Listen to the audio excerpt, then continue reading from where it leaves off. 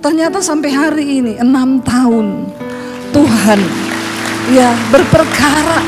Semakin banyak orang yang mendengar mesbah doa. Dan itu yang Tuhan nubuatkan, yang Tuhan beri visi. Bangsa-bangsa, tuaian bangsa-bangsa, berkat bangsa-bangsa.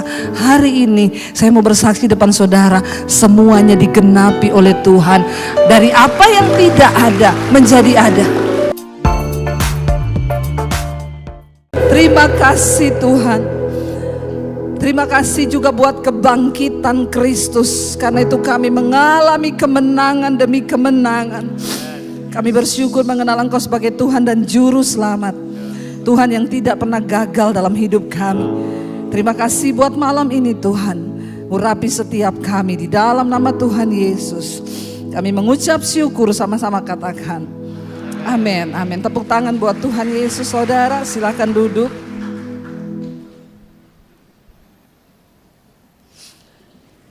Puji Tuhan, kita boleh sama-sama melihat ya bagaimana tadi tayangan video. Apa yang tidak mungkin itu menjadi mungkin bersama Tuhan. Saya mau tanya dulu, siapa yang ikut mesbah doa dari awal dari pandemi? Berapa banyak? Banyak ya, nanti ambil sepeda di bawah ya. Sepedanya siapa enggak tahu, ambil aja. Nanti paling ditangkap security di luar. Iya Bapak Ibu, puji Tuhan ya, rasanya saya tadi cuma bisa meneteskan air mata melihat video itu. Dari apa yang tidak kita bayangkan, kita pikirkan, Tuhan sanggup mengubah keadaan itu hanya semudah Dia berfirman. Dan saya bersyukur ya lewat mesbah doa, dari yang tidak ada menjadi ada ya. Dan banyak yang diberkati lewat mesbah doa dan mesbah syukur. Dan saya mengundang satu ibu ya untuk boleh maju ke depan Bu, bersaksi yuk. Ibu Hadi ya Bu. Ya, tepuk tangan saudara. Ibu Hadi ini pernah bersaksi dulu di mesbah doa, kalau saudara pernah lihat yang dari Singapura ya. Itu biar bisa menjadi kesaksian. Ayo Bu, bisa diantar ke depan ya. Kita mau dengar bagaimana ibu ya mengalami banyak ya mujizat juga penyertaan Tuhan di dalam kehidupannya. Bahkan ini jemaat mesbah doa setia. Bu Hadi tinggal di Singapura saudara, dan puji Tuhan bisa ya hadir bersama-sama malam hari ini. Dulu saudara cuma lihat beliau di YouTube saya, tapi malam ini boleh ada bersama-sama. Terima kasih. Ibu boleh kenalkan singkat saja namanya siapa? Saya adalah Ibu Hadi. Saya adalah Ibu Hadi. Iya. Iya. Ibu umur 27? Sekarang umur saya udah 84. 84 ya. Cantik sekali ya saudara, kayak 50 ya. Ibu boleh dicerita ibu pertama kali dengar mesbah doa itu dapat channel saya dari mana? Saya dengar channel sejak pertama ya. Dari pertama loh, jemaat mesbah doa setia dari Tiap pertama. pagi walaupun malam saya tidak luput mendengarkan. Oh, tiap pagi dan malam nggak pernah berhenti mendengarkan. Iya. Terus apa yang ibu sudah alami? Saya alami banyak mujizat dari Amin. Tuhan. Gitu ya. Mujizat yang paling luar biasa apa? Yang luar biasa saya sebetulnya tahun 2023. Iya, 2022 iya. Ya, saya terkena penyakit kanker, colon cancer, stadium 4. Ya, begitu. Tapi saya tidak takut, saya tetap selalu berdoa sama Tuhan. Amin. Ya, tidak ada yang mustahil bagi Tuhan. Amin. Gitu, ya. Saya doa sampai ini hari. Amin. Gitu, ya. Sampai ini hari saya sehat. Saya sehat, tidak ada lagi sakit penyakitnya dengan kuasa Tuhan, dengan jamahan Tuhan. Luar biasa. Malah nih ya glowing sekali Ibu ya. Iya, jadi saya ingat saudara 2022 yang lalu saya itu ditelepon sama seseorang dan dibilang, "Bu, Ibu bisa berangkat ke Singapura enggak? Karena mama saya itu terkena sakit. Mama saya itu setia sekali dengar Ibu. Tapi ketika divonis ya cancer, kayaknya ya namanya orang ya saudara, kalau divonis cancer itu biar mau kuat iman juga kayak apa kan pasti ya pastilah kita down. Lalu anak-anaknya sangat mencintai ibu. Lalu anaknya bilang, kalau bisa Ibu Debbie datang ke Singapura Bu, doain mama supaya mama, kayaknya mama ini sudah agak kurang semangatnya ya, karena ya namanya orang divonis gitu pasti ya gimana ya Bu ya. Lalu anak-anaknya bikin surprise. Saya tadinya nggak tahu, ya udahlah karena saya dengar mamanya udah umur 80 kena cancer, bagaimana ya, ya sudah saya datang saudara. Lalu sampai di sana mereka bilang, sebentar Bu, mama saya lagi periksa di rumah sakit. Kalau sudah pulang baru ibu datang. Jadi saya ngumpet-ngumpet ke rumahnya untuk bikin surprise. Kata anak-anaknya waktu itu, mama udah nggak mau makan, udah malas, udah begini. Mungkin karena sempat berpikir ya Bu, Tuhan kenapa aku kena sakit? Sempat nggak berpikir begitu? Enggak. Benar-benar ibu pasrah dan berserah. Saya percaya pasti sembuh. Amin, percaya pasti sembuh. Lalu saya datang saudara, waktu itu di ruang tamu, lalu anak-anaknya panggil, "Mah sini mah ada yang nyari," gitu ya. Terus ya ibu keluar gini, "Siapa sih yang nyari?" Terus cerita dong Bu. Iya, saya tuh nggak tahu. Waktu saya saya tinggal dari atas turun ke bawah loh. Kok ini sepertinya kok itu Bu Debbie ya, gitu. Saya kaget gitu. Iya. Kaget sekali loh. Kok bisa ada di sini gitu. Ternyata anak saya ngundang. Iya, luar biasa loh anaknya ya. Iya. Terus ya waktu itu saya ingat ibu kaget dan langsung ibu bilang begini, "Udah makan belum Bu Debbie? Ayo kita pergi makan." Langsung semangat pergi makan saudara. Lalu kita pergi makan dan saya berdoa ya, dan ayo Bu dengerin khotbah, dan ibu luar biasa loh, ibu dengerin firman, semua asisten pembantu ibu ikut Jadi dengar. saya kalau sambil masak saya bawa saya punya YouTube, saya panggil pembantu, sini lihat, ini lihat, bagus nih ya, kamu ikutin nih Ibu Debbie punya khotbah. Sambil masak saya sambil puter gitu supaya pembantu saya bisa kenal Tuhan gitu. Tapi saya udah dapat satu pembantu udah terima Tuhan sekarang. Gitu ya.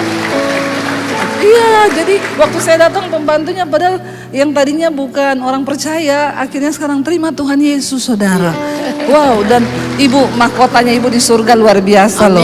Ya, jadi ibu-ibu ya di rumah tuh putar di radio, walaupun pembantunya biar dia dengar, amin. Ya karena iman timbul dari pendengaran akan tuh, bukan drama Korea. Terima kasih ibu, ada pesan-pesan gak yang mau disampaikan untuk jemaat Misbah Doa? Tidak jemu-jemunya berdoa. Kita selalu setiap malam saya berdoa, menyanyi puji-puji penyembahan Tuhan. Saya dari pagi selesai saya di dapur atau saya kapan saya naik ke kamar, saya putar AC, saya punya TV, nyanyi penyembahan pujian sampai malam jam 12 malam. Begitulah. Ya. Jadi ibu-ibu silakan ditiru, tapi kalau ada suami diurus dulu ya. Nanti kalau ibu kan udah nggak ada, jadi ibu nyanyi sampai jam 12 malam. Kalau ibu-ibu urus suami juga, nanti kalau nggak suaminya marah-marah. Terima kasih ibu, luar biasa imannya, tepuk tangan buat Tuhan Yesus. Wow, dahsyat, thank you ibu sayang. Luar biasa ya Bapak Ibu, kita lihat Ibu Hadi ya. Wow, jadi Tuhan itu ajaib dan Tuhan itu luar biasa. Saya bahkan melihat ya, lama tidak ketemu, begitu ketemu, wow, ibu semakin sehat ya, semakin luar biasa, bahkan Tuhan menyembuhkan. Jadi apa yang tidak mungkin itu bagi Tuhan itu mungkin. Saya ingat ketika pandemi datang ya, kita waktu itu sudah berpikir, aduh apa yang akan terjadi ke depan, manusia semua ketakutan. Dan saya waktu itu baru sadar, saya dan suami kita nggak punya gaji bulanan. Dan saat itu baru terasa kita mau hidup bagaimana ke depan di Jakarta. Seperti yang sudah sering saya saksikan, dengan uang di rekening yang hanya 10 juta. Bagaimana kita bertahan hidup. Di saat itu anak saya yang gede ngomong lagi, "Mami, aku kuliah tahun ini." Saya bilang, "Orang semua sudah mati nak, kena COVID. Kenapa kau masih mau kuliah lagi?" Ya, saya bilang, ya itu kuliah tidak menentukan masuk surga. Karena saya nggak punya uang, bagaimana dia mau kuliah? Lalu saya tanya, emang kamu sudah tanya-tanya? Sudah 70 juta, aduh. Ya, uang 10 juta bertahan hidup di Jakarta yang tidak tahu pandemi sampai kapan. Ya, kami cuma berdoa, saya bilang sama anak saya, bagi kita mustahil, tapi bagi Tuhan gak ada yang mustahil. Kamu berharap saja kalau Tuhan izinkan dan berkehendak kamu kuliah, pasti bisa kuliah. Di situ saya mulai melukis, saudara tahu kesaksian saya, akhirnya lukisan saya yang keempat laku 70 juta. Dan anak saya akhirnya daftar kuliah. Dari situ Tuhan mulai bukakan jalan YouTube saya. Di saat pandemi saya sudah bersaksi sama saudara, 2018, 2 tahun sebelum pandemi, saya dengar suara Tuhan. Tuhan bilang cepat ambil alih dunia media untuk Injil, kabarkan Injil. Karena aku akan memberikan kepadamu tuaian bangsa-bangsa, bahkan bukan hanya tuaian, berkat bangsa-bangsa. Saya bilang ke suami saya dapat suara Tuhan seperti ini. Suami saya bilang, opo meneh, tuaian bangsa-bangsa, berkat bangsa-bangsa kok jauh amat. Bagaimana caranya, yang di Jakarta aja kita bingung. Tapi saya bilang kalau Tuhan yang suruh. Dari situ akhirnya kami dibukakan bikin YouTube, saudara. Ya, dan akhirnya YouTube saya pas pandemi itu baru 50.000 subscribe. Pandemi datang 2 tahun kemudian, saya nggak pernah tahu pandemi itu akan datang. Tapi Tuhan berkata, Alkitab berkata, Tuhan memberitahukan rahasianya kepada orang-orang yang takut akan Dia dan bergaul karib dengan Dia. Tuhan itu masih berbicara sampai hari ini. Dan saya tangkap tuh suara Tuhan. Kita mulai bikin YouTube ketika pandemi datang. YouTube saya 50.000 dan tiba-tiba dimonetisasi. Saya mulai dapat duit dari YouTube lewat iklan, lewat viewer, dan itu tidak pernah kami bayangkan. Ternyata Tuhan mau pelihara kami lewat YouTube. Dan saudara lihat tadi itu tayangan mesbah doa itu, mesbah doa pertama itu bukan kami cari-cari konten. Kami tidak pernah cari-cari konten apa ya yang menarik, yang orang bisa tonton, enggak. Tapi Tuhan itu luar biasa. Awalnya dari saya dapat email dari YouTube, selamat Debbie Bashir TV, Anda bisa live streaming dari HP. Anda bisa live streaming di channel YouTube Anda. Saya pencet itu, ting, tiba-tiba saya live pakai HP. Di situ ketika pandemi orang lagi takut, banyak yang meninggal. Saya live tiba-tiba naik 1.000, ya 2.000, 3.000. Lalu saya bingung mau ngomong apa. Suami saya dari jauh, kamu tuh live, matiin. Kenapa kamu live, matiin? Saya bilang, gimana matiin, gimana? Saya nggak tahu. Ya, tapi saya pikir orang-orang sudah mulai bertanya di situ, Shalom ibu, kami lagi dalam ketakutan, apa yang terjadi bu, ini kenapa banyak yang mati begini-begini.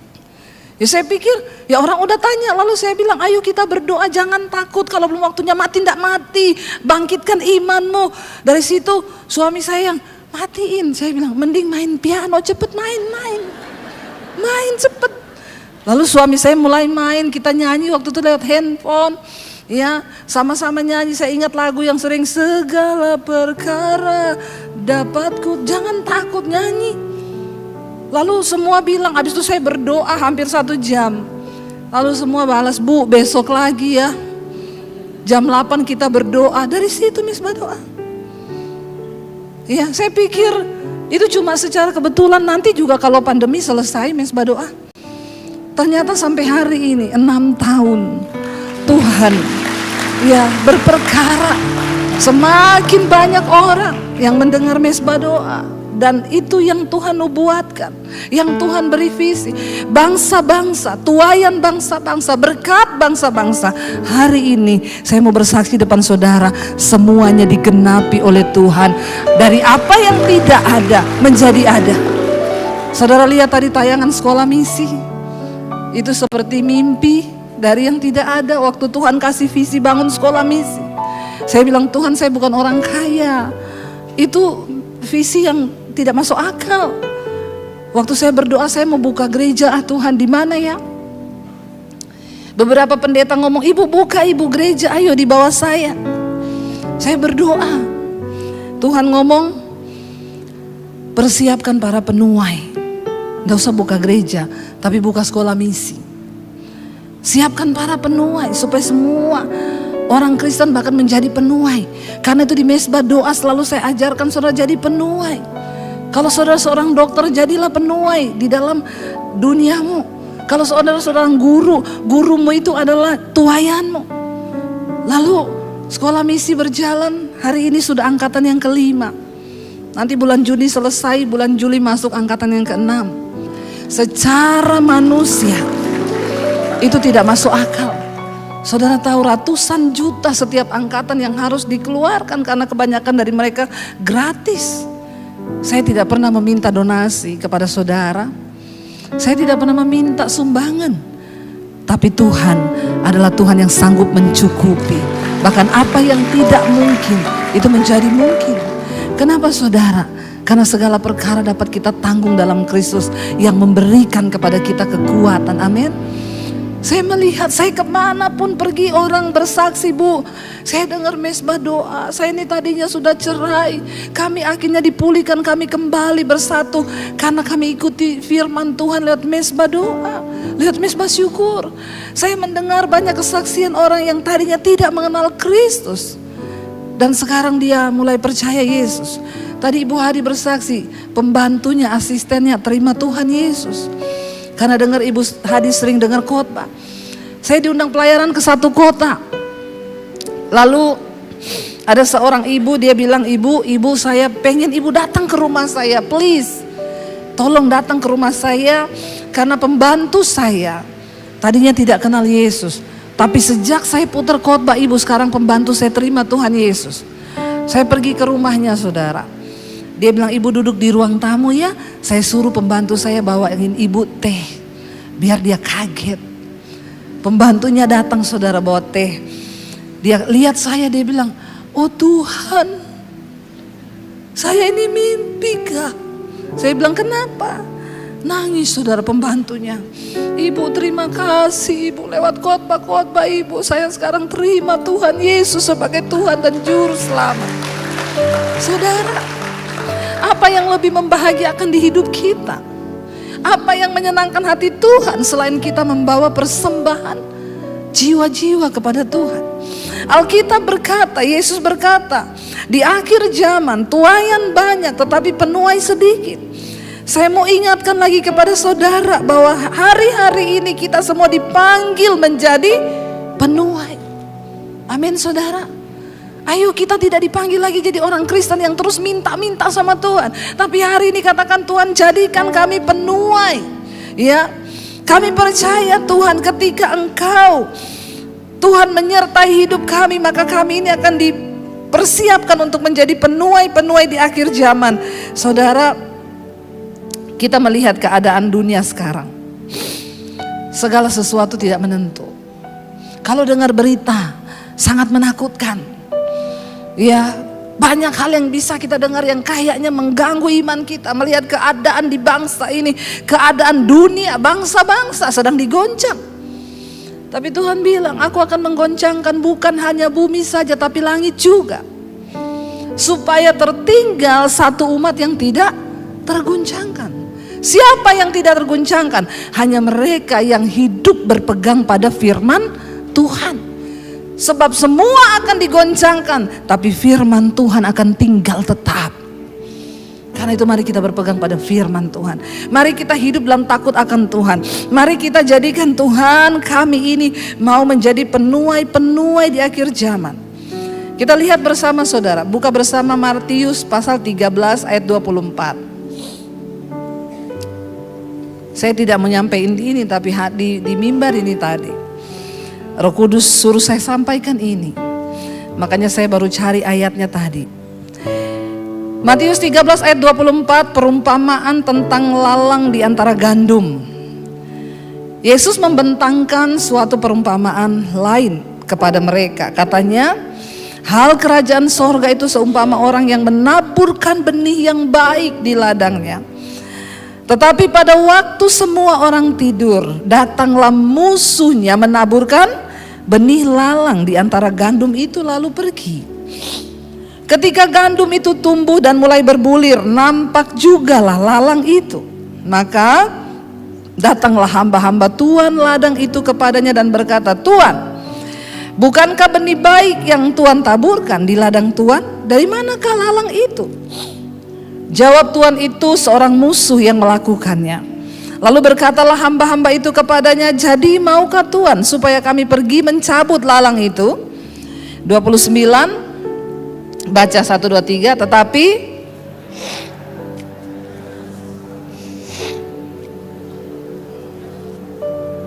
30, biarkanlah keduanya tumbuh bersama sampai waktu menuai. Pada waktu itu aku akan berkata kepada para penuai, kumpulkanlah dahulu lalang itu dan ikatlah berkas-berkas untuk dibakar. Kemudian kumpulkanlah gandum itu ke dalam lumbungku. Hari ini iblis sedang menabur benih-benih jahat. Tapi marilah kita tetap menjadi gandum. Ya, lalu banyak mungkin kita berkata, Tuhan, kita ini sudah ikut Tuhan, tapi kenapa banyak persoalan, banyak masalah, banyak begini. Mungkin kita berkata, kenapa banyak orang jahat, tapi kok tidak mati-mati. Tuhan bilang, biarkan lalang dan gandum tumbuh bersama sampai pada hari waktu penuaian tiba. Saya berdoa supaya kita semua melihat tuaian di depan kita ini sudah menguning. Biarlah kita menjadi tetap gandum dan kita akan dipakai Tuhan untuk menuai jiwa-jiwa saudara. Jangan peduli dengan apapun keadaan hari-hari ini. Banyak orang bertanya, apa yang harus kita lakukan, Bu? Tidak usah takut saudara. Kalaupun mau kiamat, mau besok, mau lusa, mau kapan pun, ya sudah. Yang penting kita ada dalam perkenanan Tuhan, amin. Bagian kita hari ini mengejar perkenanan Tuhan. Ayo lakukan pekerjaanmu sebelum hari tuaian besar itu datang. Maka di situ akan dipisahkan antara lalang dan gandum. Saya berdoa kita semua hari ini menjadi gandum di mata Tuhan. Jangan mau terkamiri karena iblis hari-hari ini sedang menebar benih-benih kejahatan. Tapi biar kita terus bertumbuh menjadi gandum di ladang Tuhan. Dan ketika kita menjadi gandum di ladang Tuhan, saya percaya kita semua hidup menyenangkan Tuhan. Di tengah bangsa ini, di tengah keluarga kita, biarlah kita semua bertahan dan berkata, Tuhan, kami mau menjadi orang-orang yang menjadi penuai di akhir zaman. Amin saudara. Biarlah kita tetap percaya kepada Tuhan. Karena itu saya berdoa, kita persiapkan hidup kita sungguh-sungguh. Ya, ketika dalam tekanan, ketika dalam persoalan, benar-benar hanya Tuhan yang kita andalkan. Ya, memang iman itu perlu diuji ya. Kalau belum diuji maka tidak terbukti bahwa yang kita andalkan itu hanya Tuhan. Ya, dalam hidup ini banyak orang mengandalkan yang lain. Ya, terima kasih buat kesempatan ini. Saya ingat kemarin itu ada Ibu Esther, ini salah satu peserta yang ikut dengan saya ke Israel. Itu perjalanan yang mendebarkan dan memang menguji iman. Iya, jadi Bapak Ibu yang sudah dengar kesaksiannya itu, wah luar biasa. Ya, dan jadi saya tuh bersyukur dan melihat bahwa memang jemaat kemarin yang bisa ikut ke Israel itu ya orang-orang yang imannya luar biasa sih menurut saya. Ya, saya tuh terpaksa harus berangkat dengan 5 orang ceritanya karena sudah melebihi kapasitas yang daftar ya. Jemaat Misbah Doa itu dari berbagai kota, dari berbagai pulau, itu akhirnya 116 orang. Kami tutup karena tiket sudah tidak ada. Saya tidak pernah mau berangkat dengan pesawat yang berbeda.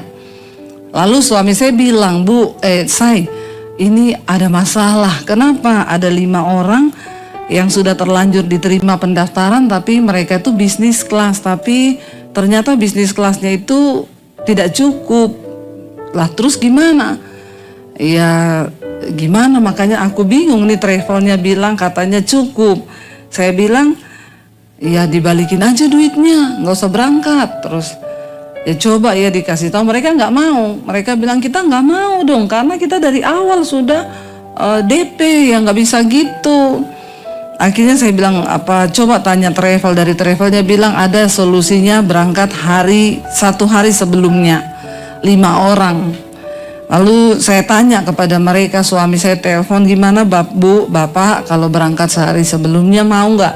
Ya kita berangkat kapan aja mau, asal sama Bu Debbie. Waduh ini ya bahaya ini. Saya bilang sama suami saya, kalau aku berangkat, kamu juga berangkat.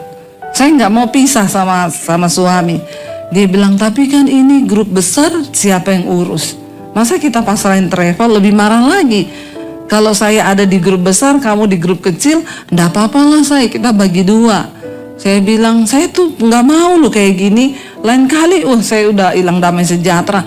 Lain kali jangan bikin ya kayak gini ya. Saya nggak mau pisah-pisah pesawat sama peserta gini. Nggak apa-apa, ya udah kamu berangkat aja Ya udah akhirnya saya temenin lah 5 orang ini. Kita berangkat tanggal 17, tanggal 16, rombongan yang besar berangkat. Kita sudah sampai di Muscat, dapat 1 hari buat city tour, lumayan. Muscat itu kota indah, warna putih ya, kota yang sangat makmur. Besoknya kami terbang dari Muscat ke Amman, rombongan Jakarta 18 juga terbang dari Jakarta menuju ke Muscat lalu ke Amman. Kita akan bertemu di Amman. Saya pikir saya sudah mau ke Amman pasti aman. Ternyata aman pun tidak aman. Lalu saya telepon suami. Saya bilang, udah ke bandara? Sudah semua. Ini kita sudah naik pesawat. Saya bilang, saya juga udah naik pesawat. Ya udah nanti kita ketemu. Bye bye.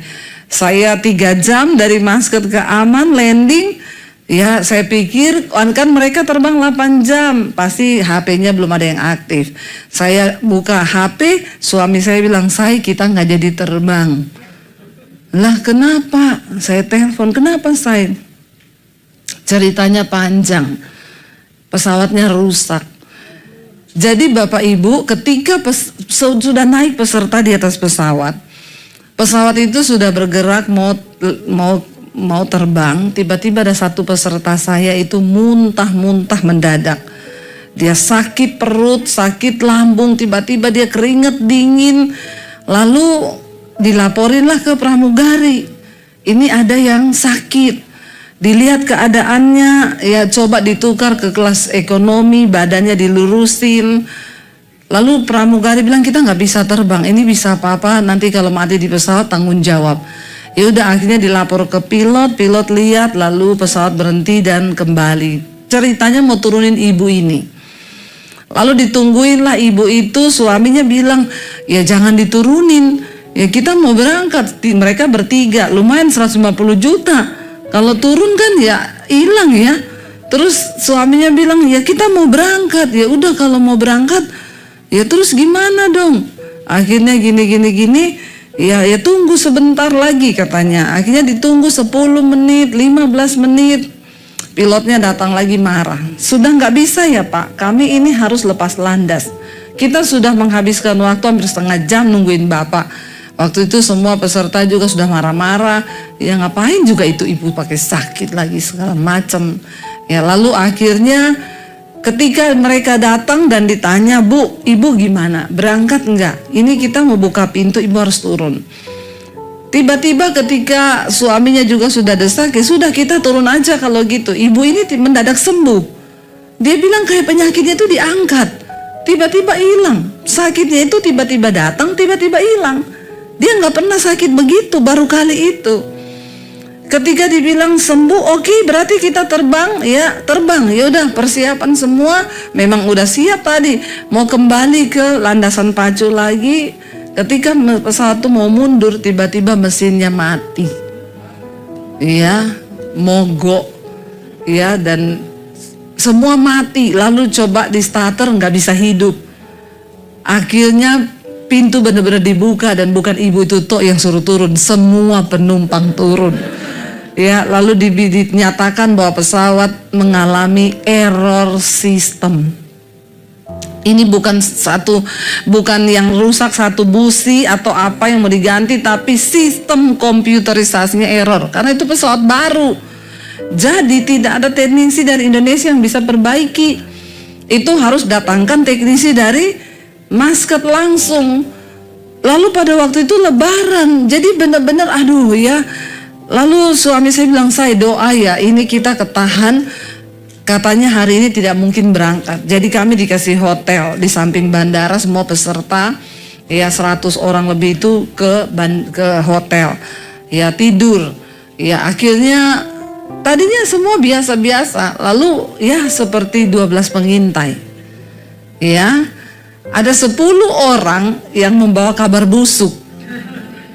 Alkitab berkata, ya itu firman Tuhan yang bilang 12 orang melihat masalah yang sama, 2 orang Yosua dan Kaleb tetap beriman, yaitu nyanyinya satu-satunya yang kuandalkan. Yang lain mulai mengkamiri, gini, kita berangkat, iya katanya sih berangkat nanti malam. Terus tapi kalau pesawatnya pesawat yang sama, berarti kita ini kelinci percobaan. Iya kalau pesawatnya bener dibenerin. Kalau nggak bener, masalahnya ini yang error sistem. Lah komputer itu kalau mati diperbaiki nggak langsung jadi. Biasa ada yang 2-3 kali mati lagi kan. Jadi mereka itu sudah mengembangkan begini. Lalu yang tadinya orang-orang tuh tidak ada pikiran apa-apa, tiba-tiba jadi takut. Langsung ya sebagian besar bersatu hati datang ke suami saya dan bilang, Pak, kami sudah putuskan, hampir semua peserta putuskan kalau berangkat pakai pesawat yang sama, kami tidak berangkat. Waduh, suami saya bingung, aduh gimana ya. Lalu dia telepon saya gimana saya menurutmu? Saya bilang, saya sudah tidak bisa ngomong apa-apa nih, saya ini sudah nangis begitu masuk hotel. Itu saya nangis langsung, saya sujud di tempat tidur. Sampai itu abang-abang yang bawa tas saya ke hotel itu nanya ke teman saya, what's wrong? What's happened? Karena dia lihat saya nangis itu sampai menjerit, Bapak Ibu. Saya bilang, Tuhan ini 100 lebih peserta, mereka enggak berangkat. Terus kenapa Tuhan? Saya ini salah apa Tuhan? Kenapa ini terjadi Tuhan? Banyaklah berkecamuk. Lalu anak saya mulai WA saya, Mam, kita takut loh kalau pakai pesawat yang itu. Anak saya 3 ya. Terus saya bilang, terus gimana Dek? Iya kayaknya kita pulang aja ya Mam ya. Tapi kalau papi nekat berangkat gimana dong? Saya bilang, anak saya sudah kirim foto nangis lagi. Aku nangis loh Mam. Terus akhirnya saya bilang, ya udah Dek, kalau memang semua peserta bilang gitu, ya nanti ikut aja deh yang suara terbanyak bilang gimana. Akhirnya saya ditelepon peserta, Bu, Ibu yakin pesawat itu sudah baik? Saya bilang, saya ini bukan mekanik dan saya ini bukan pilot. Kalau tanya sama saya, ya saya enggak bisa jawab. Oke, Ibu nggak bisa jawab. Pertanyaan kedua, Ibu jamin keselamatan seluruh peserta? Apalagi suruh jamin keselamatan, itu hanya Tuhan yang bisa, Bu. Lah terus kalau Ibu nekat memberangkatkan peserta ini, kalau ada apa-apa siapa yang tanggung jawab? Ya hidup mati di tangan Tuhan, Bu, bukan di tangan saya. Iya kan? Akhirnya aduh saya pusing, saya sampai nggak bisa makan, saya nangis terus. Ya ada lagi yang panggil suami saya, Pak Daniel, sebaiknya Bapak berdoa. Soalnya gini loh Pak, jangan-jangan loh Pak, kemarin itu Tuhan sudah luputkan kita dengan pesawat Ibu itu sakit. Kalau kita nekat, siapa tahu kita malah melanggar kehendak Tuhan loh. Memang Tuhan ini tidak izinkan kita berangkat dengan pesawat itu rusak. Lah kok kita ngeyel mau berangkat? Suami saya bilang, Say, kalau yang lain-lain ngomong itu aku masih tetap kuat. Tapi yang satu ini ngomong, itu imanku itu langsung ciut. Karena dia bicara atas nama kehendak Tuhan. Jadi dalam posisi seperti itu memang bingung ya menentukan pilihan itu apa. Dia bilang jangan sampai kita ini justru takabur Pak.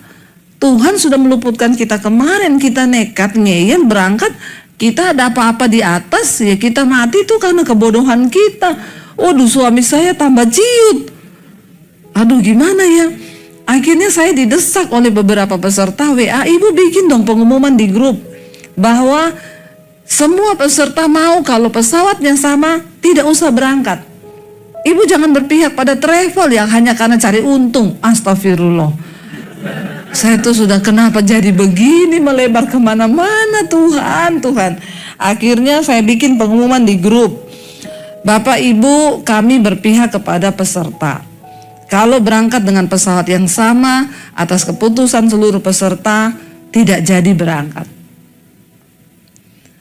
Suami saya WA, "Say, kenapa kamu bikin pengumuman itu di grup?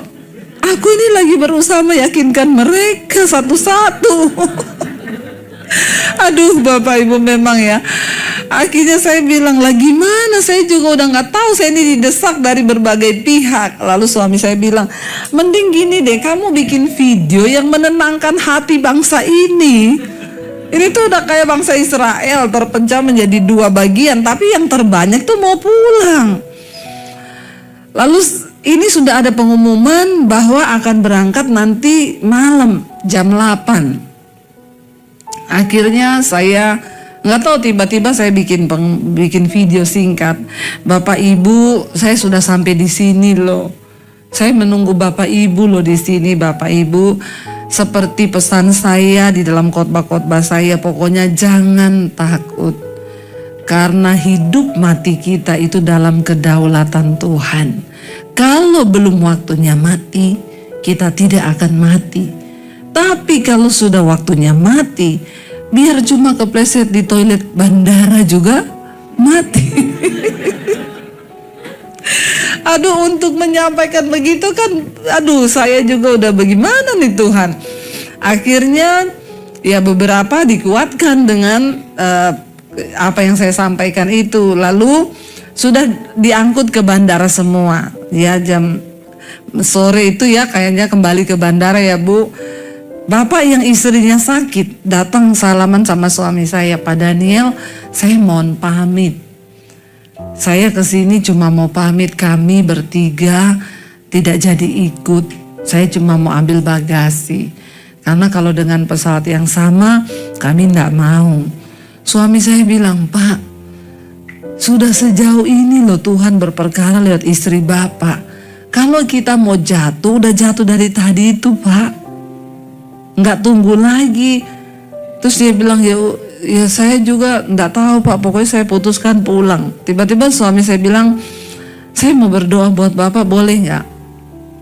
Suami saya berdoa. Dia bilang ketika suami saya berdoa, dia rasa ada sesuatu yang dicabut dari kepalanya. Dan tiba-tiba dia salaman dengan suami saya, dia bilang, "Pak, kami sekeluarga berangkat." Itu roh ketakutan memang mengerikan loh. Ya Bapak Ibu, itu ngeri loh. Lalu ya ada bapak-bapak juga datang ke suami saya. Dia bilang, "Pak, saya ini hanya punya iman 10%. Saya tuh takut Pak. Saya boleh nggak titip iman 90% di Bapak?" Suami saya bilang, "Nggak ada iman titipan Pak. Ya kalau titip duit mau, tapi titip iman nggak ada Pak."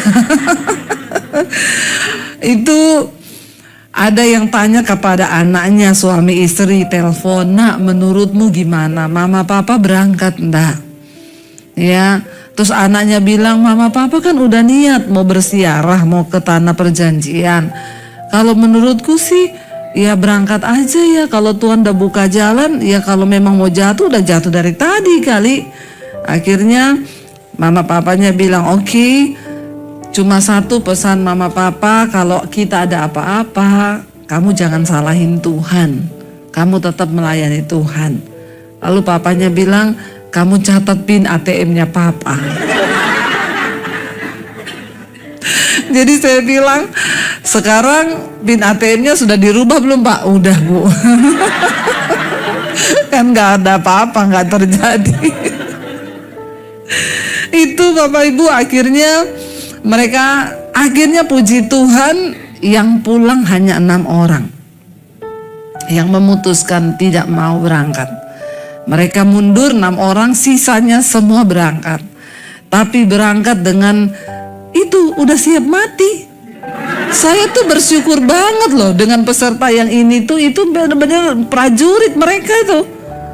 Ya, itu luar biasa. Sampai ada satu peserta ngomong gini, "Bu, saya malam itu dapat ayat, karena bagiku hidup adalah Kristus, mati adalah keuntungan." Jadi dia bilang, ya udah kalau udah waktunya mati ya itu kan Alkitab bilang untung. Saya bilang, wah dahsyat banget nih imannya. Saya mau tanya ibu-ibu, kalau ibu-ibu pulang atau berangkat? Hah, kira-kira pulang atau berangkat? Poyo. Ya, pulang ya. Makanya nggak ikut saya waktu itu. Karena udah pasti pulang.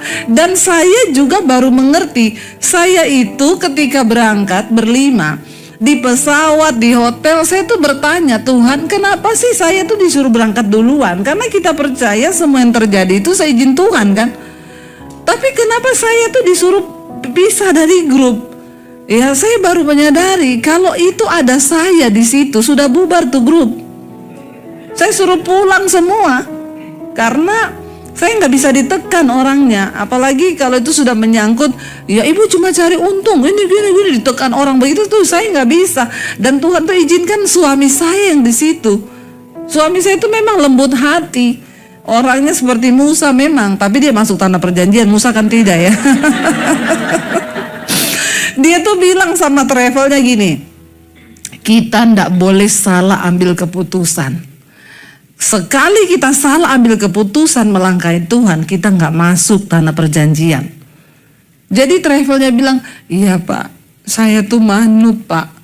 Ternyata travelnya itu juga takut Bapak Ibu. Dia yang paling terakhir naik di pesawat, dia bersaksi. Dia bilang dia mau lari. Dia bilang dia sengaja masukin semua peserta. Dia mau lari karena dia bilang dia juga ketakutan naik pesawat itu. Dan dia bilang sudahlah, mungkin karir travel saya ini berakhir sampai di sini, ya sudahlah. Pokoknya saya nggak mau berangkat. Dia telepon beberapa pendeta minta maaf. Dia cerita, tapi beberapa pendeta ngomong, berangkat, nggak usah takut, hidup mati kan di tangan Tuhan. Dia juga telepon saya bilang, berangkat, Tuhan sudah berperkara loh, dia bilang. Tapi Bu, nanti kita sampai di Muscat masalah lagi. Kita sudah dapat kabar akan transit 16 jam. Saya bilang enggak, saya berdoa ya. Tuhan berperkara. Saya akan meminta sama Tuhan. Tuhan perlancar grup kalian turun langsung ganti pesawat berangkat ke aman. Dan itu benar-benar terjadi Bapak Ibu. Bersama dengan kita itu ada beberapa grup Indonesia, mereka transit 14 jam di Muscat. Grup kita begitu turun dari pesawat disediain satu pesawat khusus, memang hanya untuk grup peserta kita. Aduh, saya tuh melihat Tuhan ya. Ada satu bapak cerita, saya itu udah di pesawat ya, bukan itu pesawat sebelum terbang diuji coba. Di starter dimatiin, jadi dihidupin. Begitu hidup dimatiin. Kata bapak itu gini, saya lihat di jendela Bu, kalau ada yang kebuka tuh saya mau lompat Bu, bener. Saya udah nggak peduli tuh, saya takut setengah mati tuh. Sampai dicoba, yang lain udah gini, waduh, tiap kali dimatiin, waduh. Ya, jadi itu semua ketakutan, memang mereka itu sudah siap mati. Makanya saya bilang tuh peserta-peserta kemarin tuh luar biasa. Ada satu bapak ketakutan, istrinya bilang gini, Pak, kalau memang mau ada pengakuan dosa, inilah waktu yang terbaik. Ya, ngaku mumpung kita ada di sini. Suaminya diem, jadi saya tanya, jadi bapak sudah pengakuan? Untung belum Bu. Kalau sudah maka saya benar mati sekarang Bu. Bukan karena jatuh dari pesawat, tapi disalib istri saya memang. Masalahnya beda lagi tuh. Jadi Bapak Ibu, saya melihat bahwa aduh, ketika kita ketemu ya di Aman, aduh saya tuh di Jordania, saya tuh peluk mereka, saya bilang aduh Tuhan tuh dahsyat, memang ini peserta-peserta yang layak masuk tanah perjanjian. Nah, kita akan lihat dari kisah di Alkitab ya, coba kita baca seorang wanita yang juga luar biasa imannya. Ya, kita baca Rut pasal yang pertama, judul perikopnya Rut dan Naomi. Mungkin kita sudah sering mendengar, tapi saya percaya ada hikmat yang baru yang Tuhan mau sampaikan. Rut 1 ayat yang pertama, pada zaman para hakim memerintah ada kelaparan di tanah Israel, lalu pergilah seorang dari Betlehem Yehuda beserta istrinya dan kedua anaknya laki-laki ke daerah Moab untuk menetap di sana sebagai orang asing. Nama orang itu ialah Elimelek, nama istrinya Naomi, dan nama kedua anaknya Mahlon dan Kilion. Semuanya orang-orang Efrata dari Betlehem Yehuda, dan setelah sampai ke daerah Moab, diamlah mereka di sana. Jadi Bapak Ibu, suami dari Naomi ini Elimelek, karena terjadi kelaparan pada waktu itu di Israel, ya namanya laki-laki ya kepala keluarga, dia harus memikirkan bagaimana keluarganya tetap hidup. Ya kalau di sini sudah tidak ada makanan, sudah nggak bisa apa-apa, ya nggak ada salahnya lah kita pergi ke tempat lain ya untuk mengadu nasib di sana. Ya itu pun ya berat ya kalau kita mau pikir ya, nggak gampang ini. Ya lalu dikatakan di sana ayat yang ketiga, kemudian matilah Elimelek suami Naomi sehingga perempuan itu tertinggal dengan kedua anaknya. Sebenarnya di sini yang paling berat itu Naomi sebagai wanita. Loh ini kelaparan, nggak ada makanan, pindah ke Moab dengan harapan dapat hidup, malah suaminya mati. Ya, mati. Lalu dikatakan di sana dia dengan kedua anaknya. Kedua anaknya mengambil perempuan Moab yang pertama bernama Orpah, yang kedua bernama Rut, dan mereka diam di situ kira-kira 10 tahun lamanya. Ayat yang kelima, lalu matilah juga kedua anaknya itu, yakni Mahlon dan Kilion, sehingga perempuan itu kehilangan kedua anak dan suami. Ya kira-kira berat nggak persoalan yang Naomi alami? Berat banget. Ya hilang suami, hilang anak laki-lakinya 2. Jadi semua anak laki-lakinya hilang saat itu. Ya berat sekali itu pergumulannya. Makanya ibu-ibu kalau masih menghadapi pergumulan yang biasa-biasa, nggak usah terlalu alay lebay, amin. Ya di Alkitab banyak kisah orang yang lebih berat dari kita pergumulannya, amin. Ya suami mati, anak mati, ya semua mati, tinggal kedua menantunya, dan dia belum punya anak, anak-anaknya ini baru nikah. Dikatakan di sana ya dia kehilangan anak, kehilangan suami. Ayat 6, kemudian berkemaslah ia dengan kedua mantunya dan ia pulang dari daerah Moab, sebab di daerah Moab ia mendengar bahwa Tuhan telah memperhatikan umatnya dan memberikan makanan kepada mereka di Israel. Dia dengar bahwa sudah terjadi pemulihan, sudah ada makanan, sudah tidak lagi kelaparan. Dia mau pulang kampung karena di situ udah nggak ada suami, nggak ada anak. Mau apa hidup sebatang kara dengan kedua menantunya. Ayat 7, maka berangkatlah ia dari tempat tinggalnya itu bersama-sama dengan kedua mantunya. Ketika mereka sedang di jalan untuk pulang ke tanah Yehuda, berkatalah Naomi kepada kedua menantunya itu, pergilah, pulanglah masing-masing kamu ke rumah ibunya. Tuhan kiranya menunjukkan kasih-Nya kepadamu seperti yang kamu tunjukkan kepada orang-orang yang telah mati itu kepadaku. Kiranya atas karunia Tuhan kamu mendapat tempat perlindungan masing-masing di rumah suaminya. Lalu diciuminya lah mereka, tetapi mereka menangis dengan suara keras. Naomi ini seorang mertua yang baik. Dia nggak egois, ya. Dia bilang, anakku toh sudah mati, kamu ikut aku juga. Aku ini bukan janda kaya, aku ini janda miskin. Jadi daripada kamu ikut aku, lebih baik kamu pulang ke rumah ibumu. Kenapa? Karena siapa tahu kamu masih dapat suami lagi. Ya, jadi ibu-ibu kalau kita ini jadi mertua, jadilah mertua yang pengertian, amin. Ya, bilang amin dong yang kenceng. Gak usah menatap saya dengan wajah begitu. Kalau kita menjadi mertua, jadilah mertua yang pengertian kepada menantu. Kalau mertua sayang sama menantu, tidak mungkin menantu itu juga tidak sayang sama mertua. Ya, semua itu berbalik kepada kita. Apa yang kita tabur itu yang akan kita tuai. Ya, Naomi tidak egois, dia memikirkan kebahagiaan menantunya. Dia bilang, kamu pulang, nanti kamu dapat suami, kamu nikah lagi. Karena kamu ikut aku juga buat apa? Aku ini udah gak ada apa-apa. Ya, tapi menantunya menangis mereka dengan suara keras. Berkatalah dan berkatalah kepadanya, tidak. kami ikut dengan engkau pulang kepada bangsamu. Tetapi Naomi berkata, pulanglah anak-anakku, mengapakah kamu turut dengan aku? Bukankah tidak akan ada anak laki-laki lagi yang akan kulahirkan untuk kamu jadikan suami nanti? Pulanglah anak-anakku, pergilah sebab sudah terlalu tua aku untuk bersuami.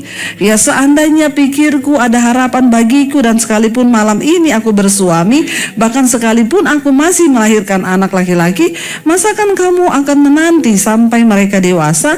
Masakan kamu harus menahan diri dan tidak bersuami? Janganlah kiranya demikian, anak-anakku. Bukankah jauh lebih pahit yang aku alami daripada kamu, sebab tangan Tuhan teracung terhadap aku. Jadi aturan di Israel pada zaman itu, kalau ada orang menikah, suaminya mati, dia boleh kawin sama iparnya, sama adiknya suaminya, atau yang masih bujangan itu boleh diambil sebagai istri. Jadi Naomi bilang, aku ndak mungkin bisa melahirkan anak laki-laki lagi. Kalaupun ada udah terlalu tua, kamu juga udah tua, nggak mungkin kamu tunggu.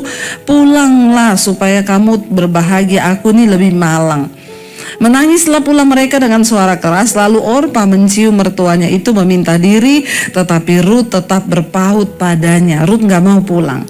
Berkatalah Naomi, telah pulang iparmu kepada bangsanya dan kepada para allahnya. Perhatikan, para allahnya.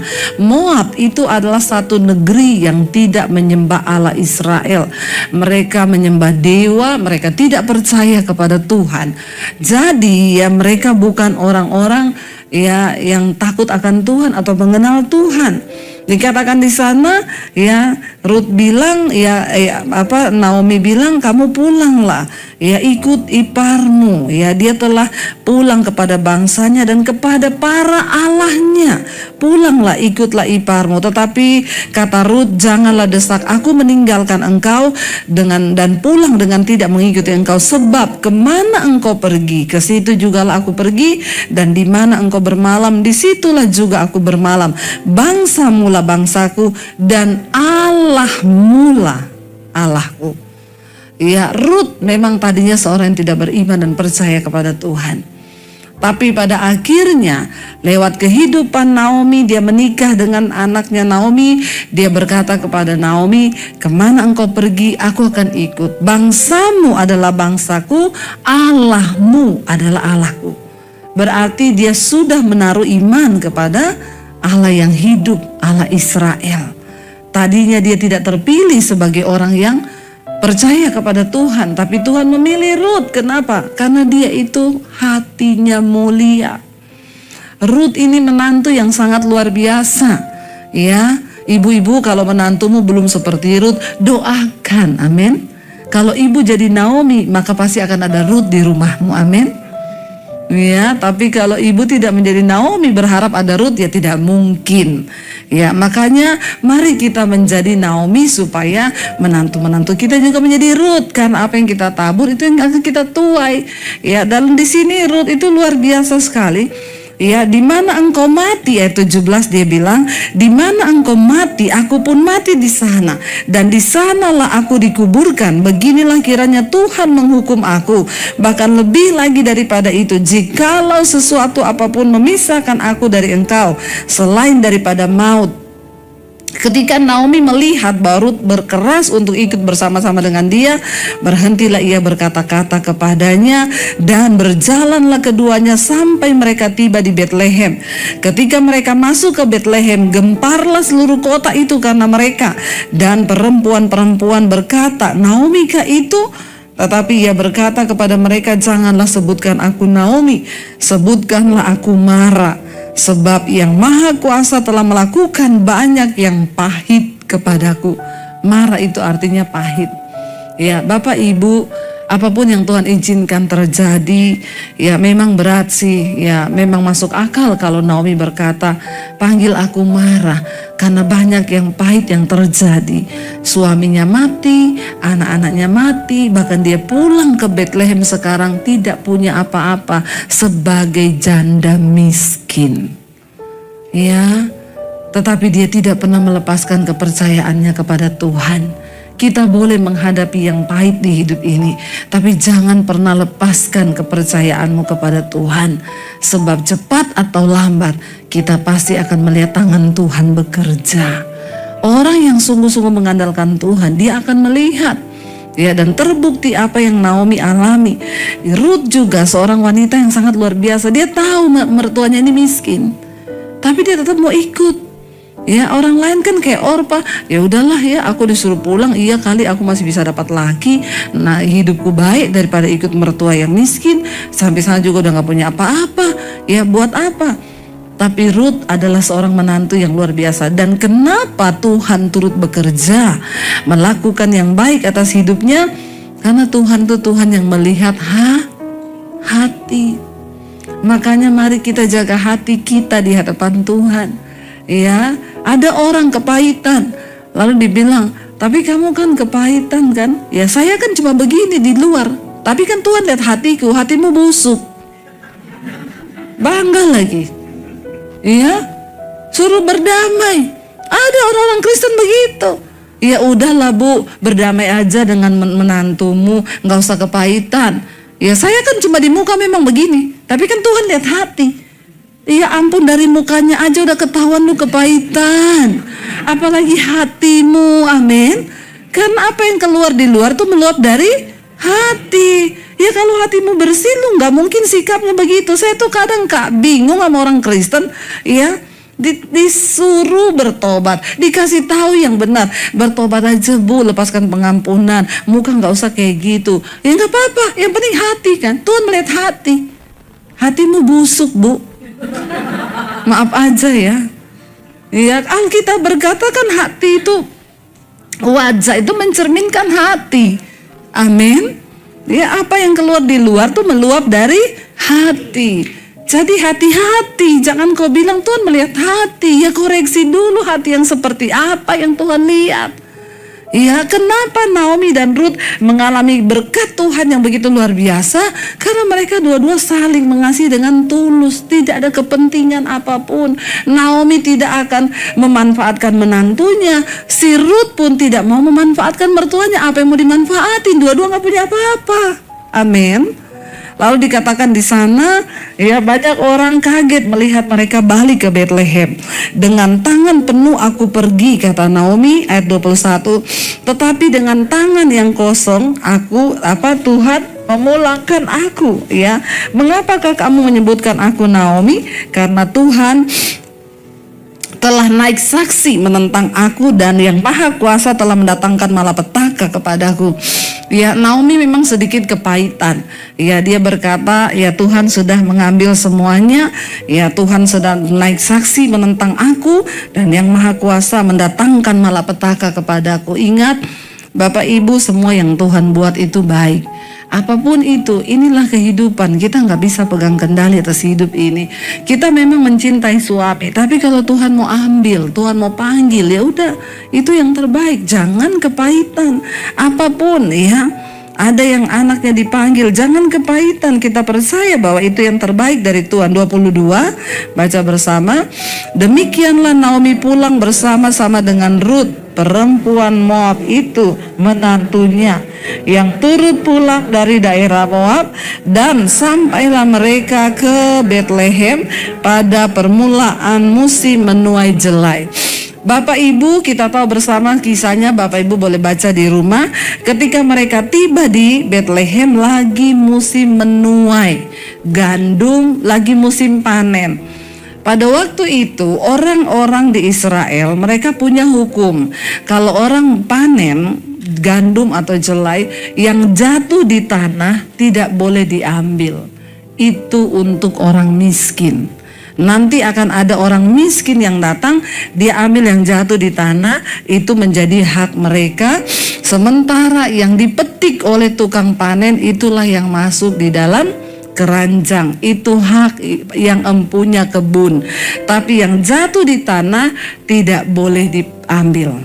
Jadi Ruth pada waktu itu dia datang karena dia mau kasih makan mertuanya yang udah tua.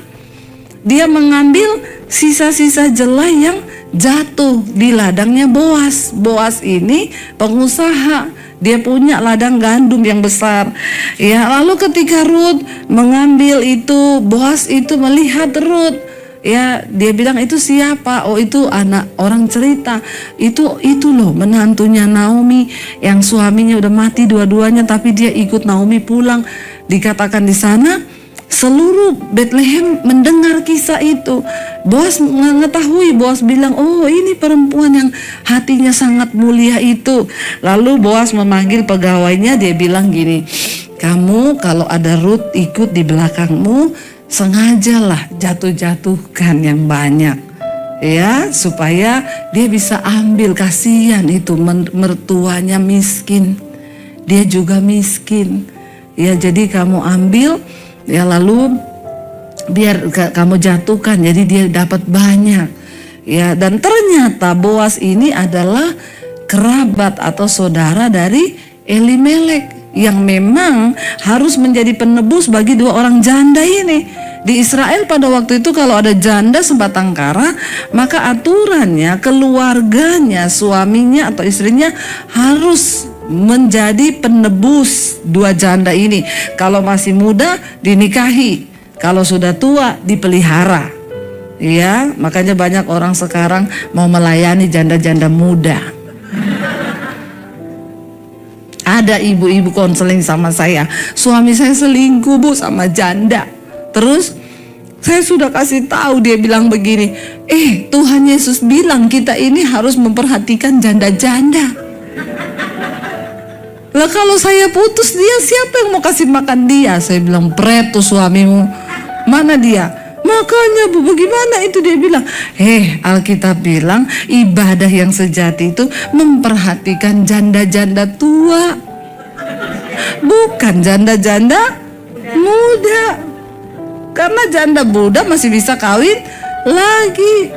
Ya, kalau kamu perhatikannya janda muda, itu bukan ibadah, itu nafsu. Ada yang aneh ya, tapi dia bilang ada ayatnya, katanya Tuhan Yesus suruh memperhatikan janda-janda. Ya, bapak-bapak hati-hati. Lalu ketika Boas itu mengetahui bahwa ya, itu Rut ya, dan memang dia harus menjadi penebus. Dan apa yang terjadi, singkat cerita saudara udah tahu, akhirnya Boas melamar Rut dan mereka menikah. Tapi akhir dari kisah ini Bapak Ibu, ternyata kita melihat apa yang Tuhan gariskan itu luar biasa. Ketika Rut menikah dengan Boas ya, lalu mereka memperoleh anak ya. Anak mereka itu ya namanya Obed. Siapa Obed itu? Obed itu memperanakkan Isai. Isai memperanakkan Daud. Dan Rut ternyata adalah nenek moyang dari sang juru selamat, yaitu Yesus Kristus. Wow, kita melihat kenapa Rut dipilih Tuhan menjadi nenek moyang bagi lahirnya sang juru selamat. Ya, karena hatinya yang begitu tulus. Kalau kita itu berjalan dalam ketulusan, tidak usah peduli dengan omongan orang. Saya selalu bilang, kenapa sih terlalu pusing sama omongan orang, capek. Ya, makanya Tuhan kasih kita dua tangan untuk tutup kuping kanan dan kiri. Kalau tiga, satu buat tampar mulutnya ya. Jadi saudara tidak boleh nampar kalau tanganmu cuma dua. Kalau tiga boleh nampar. Masalahnya cuma dua, ya udah tutup aja kuping kanan dan kiri. Ingat loh, Tuhan itu melihat hati. Mau orang bicara apapun di luar sana, Tuhan yang menyelidiki kita kok. Ya, berkat itu Dia yang sediakan. Jalan orang benar semakin hari itu semakin terang benderang. Tapi jalan orang fasik menuju ke lembah kekelaman. Balik lagi, koreksi hatimu hari ini. Apakah ada kemurnian di dalamnya seperti Rut yang mau mengikuti mertuanya sekalipun miskin? Tidak ada apa-apa. Dia tahu nggak tahu ini Naomi mati di mana, tapi dia bilang, di mana engkau mati, di situ pun aku mati. Maka aku akan dihukum Tuhan kalau aku membiarkan engkau pergi dan engkau kelaparan. Wow, ya luar biasa.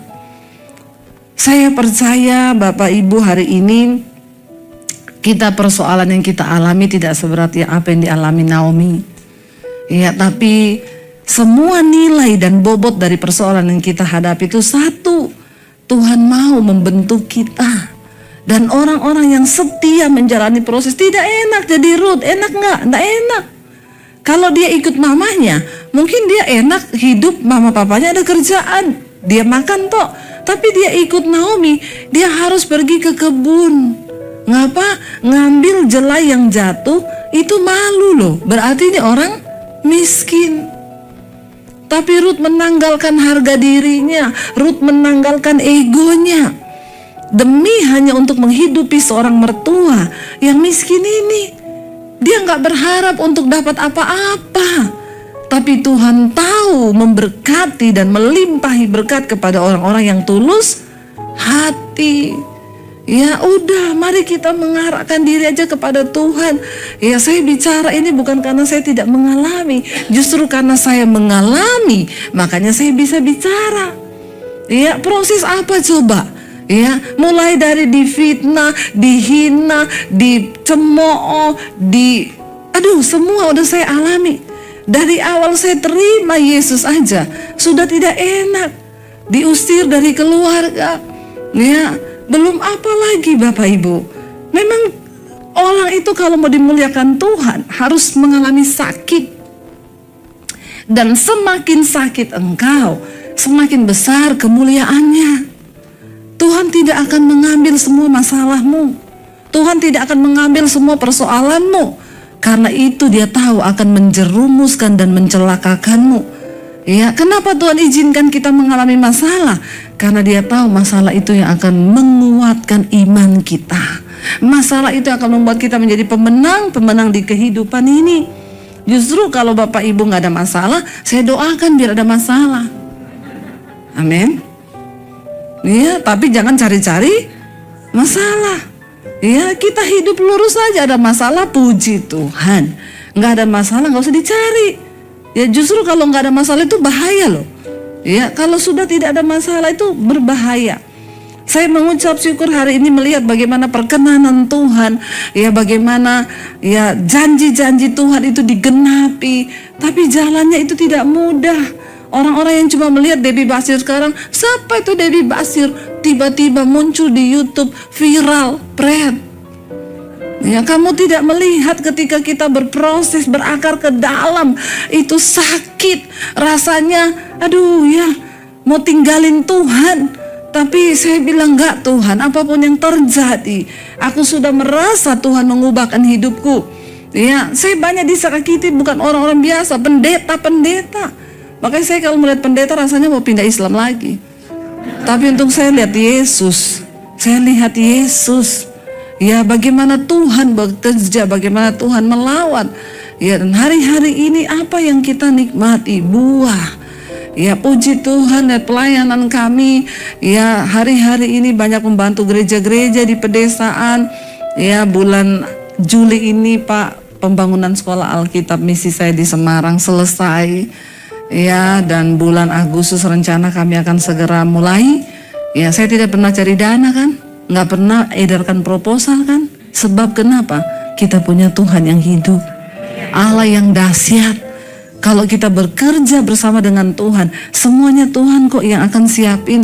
Ya, kita diberkati untuk satu tujuan, supaya hidup kita menjadi berkat. Siapa yang sangka Ruth, perempuan Moab yang bahkan tidak percaya pada Allah Israel, kemudian diselamatkan Tuhan. Berarti memang Naomi dan keluarganya pindah ke Moab itu cuma untuk satu tujuan. Karena Tuhan itu mau pilih Ruth. Diketemukan dengan Boaz. Jadi percayalah dalam hidup ini itu semua ada rencana Tuhan. Saya itu pikir-pikir berarti ya itu Naomi itu pergi ke Moab itu hanya untuk mempertemukan dia dengan Ruth ya Tuhan itu ya. Lalu akhirnya Ruth dibawalah ke Bethlehem dan kembali ketemu dengan ya Boaz. Lalu mereka menikah, melahirkan seorang anak diberi nama Obed. Obed melahirkan Isai, Isai melahirkan Daud. Dan kita tahu Yesus berasal dari keturunan Daud. Bapak Ibu, tidak ada perkara yang mustahil bagi Tuhan. Kita mau sama-sama naikkan pujian. Tadi saya undang Marlon, mana tadi ya, para imam musik. Kita sekali lagi mau katakan, satu-satunya yang kami andalkan di hidup kami hanya Tuhan. Dan kali ini saya yakin kita akan nyanyi dengan sikap hati yang berbeda, karena tidak semudah kita ngomong ya, tapi ketika Tuhan turut bekerja, maka ya benar-benar Tuhan jadi andalan kita. Kita akan melihat yang luar biasa. Lagu tadi satu-satunya yang kuandalkan. Mari kita tundukkan kepala dalam hadirat Tuhan. Mungkin hari ini Tuhan sedang mengizinkan satu ujian atau pencobaan. Kita percaya bahwa orang-orang yang hebat itu dihasilkan lewat pergumulan dan air mata. Sebab hanya orang-orang yang menang atas setiap proses, mereka akan melihat janji Tuhan. Tidak mudah menjadi seorang Rut yang harus mempercayai sesuatu bahkan yang tidak dia lihat, mengikuti mertuanya yang miskin, tidak ada pengharapan, tapi dia berkata, bangsamu adalah bangsaku dan Allahmu itu juga Allahku. Engkau punya Tuhan yang besar hari ini, sehingga kita melihat lewat Rut lahir keturunan Sang Juru Selamat. Isai, Daud, dan Yesus Kristus lahir dari keturunan Daud. Bapak Ibu, Tuhan bisa pakai hidup kita, tetapi memang harus melewati air mata dan proses. Tapi Dia Tuhan yang setia dan adil, dan Dia tidak akan pernah membiarkan engkau dicobai melampaui batas kekuatanmu. Seringkali engkau tidak menyadari, tapi di dalam semua itu ada maksud Tuhan yang besar. Naomi bahkan tidak menyadari kenapa dia berangkat ke Moab, suaminya mati, anak-anaknya mati. Tetapi sesungguhnya rencana yang besar sedang terjadi karena Naomi membawa pulang Rut menantunya. Rencana Tuhan tidak pernah gagal atas hidup kita. Sekalipun itu sakit, sekalipun itu berat. Tapi ketika engkau mau memandang dengan kacamata iman, lihat Dia Tuhan yang tidak pernah salah dalam setiap rencananya. Hari ini hanya engkau berkata, Tuhan aku mau percaya kepada Tuhan. Seperti Rut berkata, Allahmu adalah juga Allahku. Dia tahu bahwa Allah Israel itu adalah Allah yang luar biasa, Allah yang berkuasa dan Allah yang berdaulat. Taruh harapanmu hanya kepada Tuhan hari-hari ini. Sebab tidak ada pengharapan yang lain. Semua akan mengecewakan, tapi hanya Tuhan yang tidak pernah mengecewakan. Sehingga engkau bisa berkata, apapun persoalanku yang aku hadapi hari ini, aku percaya Tuhan satu-satunya yang kita andalkan.